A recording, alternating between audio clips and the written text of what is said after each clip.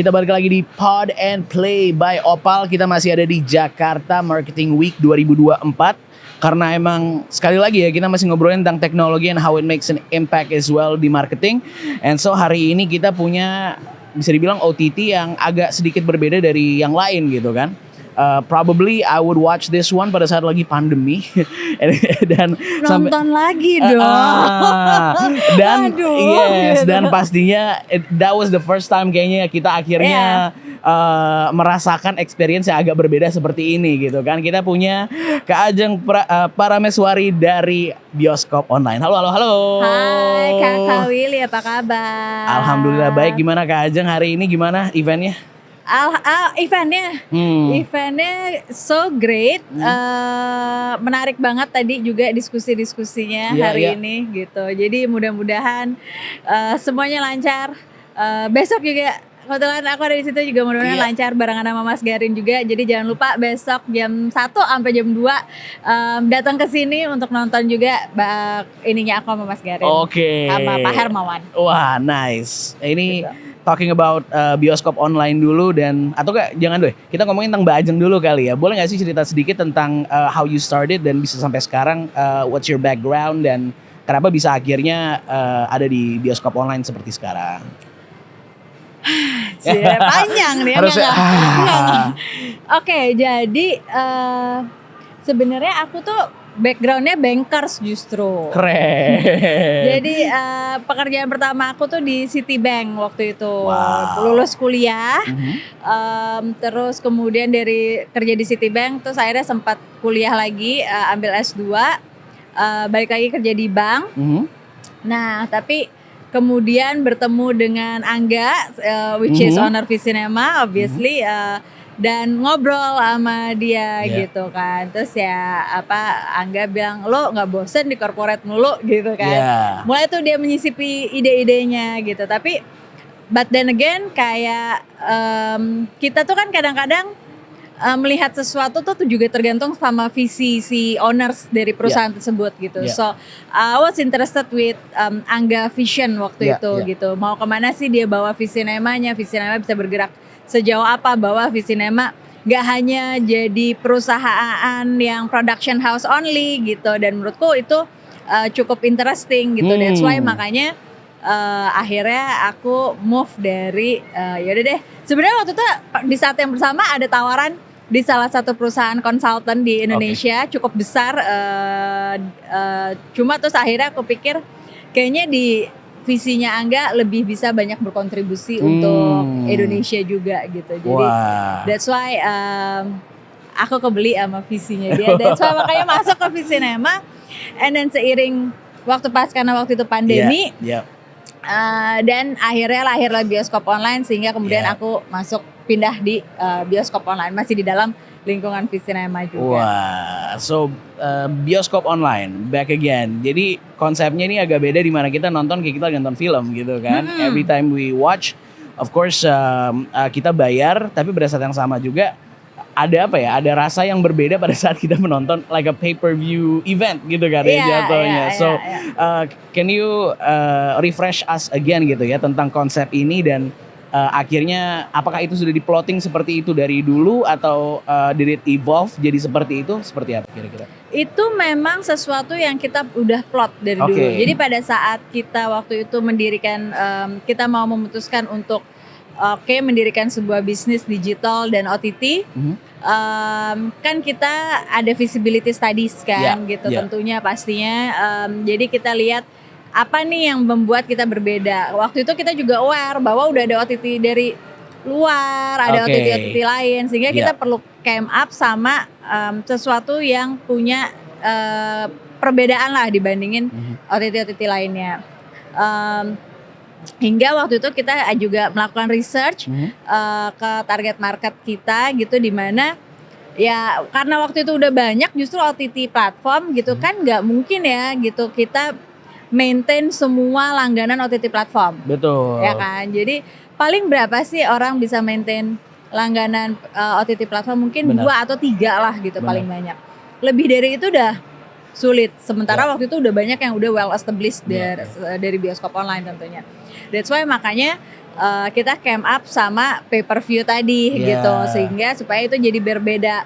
On top of that, marketnya orang Indonesia tuh juga unik kita temukan dari research. Jadi makanya di kita tuh ada Sunsilk Sachet, ya kan. Jadi market kita tuh senang sesuatu yang mencoba, dapat experience-nya dulu gitu kan.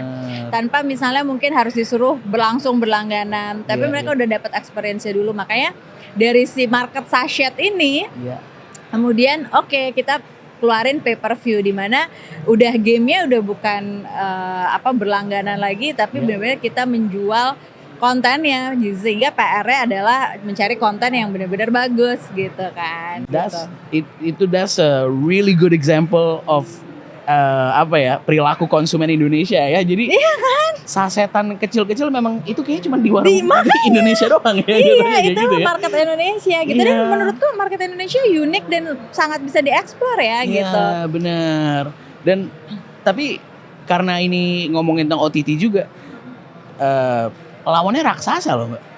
Ini giants gitu, nggak pernah merasa takut gitu. Aduh, kita akan kalah nggak ya gitu? Nggak pernah merasa takut seperti itu? Menurutku sebenarnya market Indonesianya juga luas banget.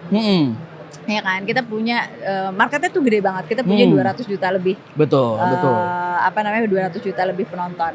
Gak semua dari 200 juta market itu, atau sekarang kalau misalnya ambil penetration internet aja mungkin sekitar 85%, which is akhirnya 170 atau 200 juta karena jumlah penduduk 275 juta.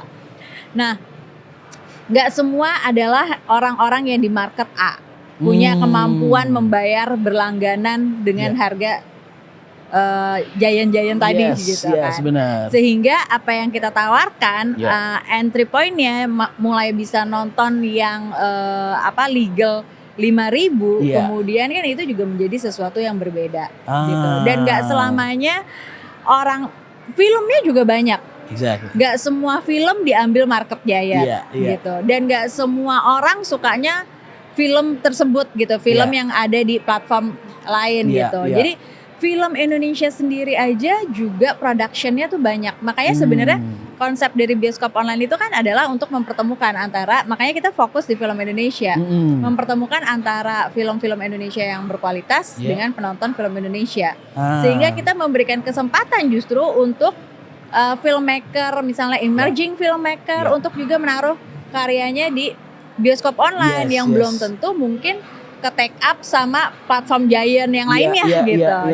Dan nggak bisa dibilang bahwa mereka udah pasti nggak ada yang nonton kan gitu. Kalau I think the beauty about this adalah dengan adanya kesempatan maka kita membuka market baru, buka peluang baik untuk filmmakernya maupun menambah genre, menambah hiburan untuk penontonnya gitu.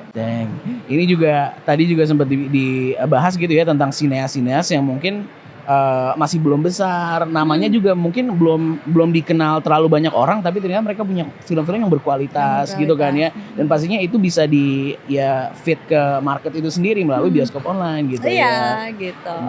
Jadi memang mempertemukan tadi dan memberikan kesempatan tadi. Iya, benar-benar. I love that idea. Terus once it's rolling already, kayaknya ini kan udah bertahun-tahun berjalan gitu kan ya. What was the biggest challenge untuk bioskop online dan pastinya buat Mbak Ajeng sendiri selama berada di industri ini bersama bioskop online? I think semua OTT yang ada di Indonesia tentunya akan sepakat bahwa one of the biggest challenge-nya adalah pembajakan, piracy. Gitu. Dan I think itulah makanya kemudian beberapa OTT yang ada di Indonesia juga bergabung untuk membentuk asosiasi dalam yang namanya Asosiasi Video Streaming Indonesia.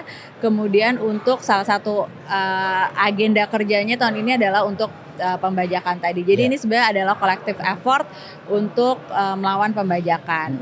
Nah, kemudian challenge berikutnya adalah juga lebih ke bagaimana juga mengubah behavior. Kalau untuk orang-orang yang digital savvy yang ada di kota besar kan cukup common ya gitu. Betul. Tapi kemudian kan banyak di second tier city, third tier city yang juga menarik marketnya, tapi kemudian challenge-nya adalah bagaimana memperkenalkan behavior menonton melalui gadget misalnya, atau menonton melalui dawai misalnya. Benar. Wah itu that's another, itu challenge yang cukup besar gitu ya, tapi memang cukup, ya aku nggak tahu ya, tapi it's cukup successful ya untuk bisa masuk ke dalam pasar ini gitu kan ya, dengan sebuah apa jatuhnya sebuah tier yang berbeda gitu kayak. Iya, jadi memang kita perlu tahu push faktornya apa gitu. In this case berarti misalnya melalui film gitu. Mungkin kita masuk dari masuk dari film daerah setempat gitu misalnya. Sehingga kemudian ada faktor untuk orang mencoba mendownload misalnya. Itu kan salah satu caranya ya. Iya, benar. Terus tadi juga kan sempat kita ngomongin tentang sinias-sinias muda, terus juga film-film yang berkualitas tapi mungkin belum banyak orang tahu gitu ya yang membuatnya. Kalau untuk anak-anak muda yang sekarang punya film gitu misalnya, and then it's like, okay, gue pengen deh bisa ada di bioskop online gitu one day gitu. How do we actually do that? Sebenarnya sih gampang banget, dan udah banyak juga kita di reach out sama beberapa new filmmaker gitu ya. Ada tinggal email ke halo@bioskoponline.com untuk tadi menawarkan ideationnya, untuk kemudian menawarkan filmnya gitu. Pasti nanti dari tim konten kita juga akan reach out ke mereka. Oke. And then one more thing yang mungkin aku pengen nanya adalah what's next buat Bioskop Online? What's next? Menarik. Kalau sekarang sih kita lagi ada film Bastri Salma di Bioskop Online. Oke. Kemudian kita lagi mau produksi untuk original juga Bioskop Online. Hopefully mudah-mudahan kedepannya juga pastinya akan banyak development di Bioskop Online lah. Nice. Dan we are waiting and we're patiently waiting to see what's gonna happen gitu ya. Definitely ini tiba-tiba mengobrak-abrik sebuah pasar gitu kan. Probably one of the kalau sekarang namanya disruptors ya. in a crowded market. Thank you so much, kita ngobrol-ngobrol Mbak Ajeng pastinya. Sebelum kita lanjut mungkin ada beberapa Q&A A or B, tinggal pilih aja. Oke. Begadang nonton film atau nonton bola? Nonton film. Popcorn atau keripik? Popcorn. Film horor atau romcom? Romcom. Oh siap, ya cewek ya. Bicisan, anaknya bicisan. Yang terakhir, nonton di bioskop atau nonton di rumah? Nonton di bioskop. Oke, suka nih ya. That's the experience. That's where the cinema pretty much. Oke, Mbak Ajeng, terima kasih banyak untuk waktunya, dan pastinya kita masih ada di Pot and Play. Masih di Jakarta Marketing Week 2024. Terima kasih. Thank you.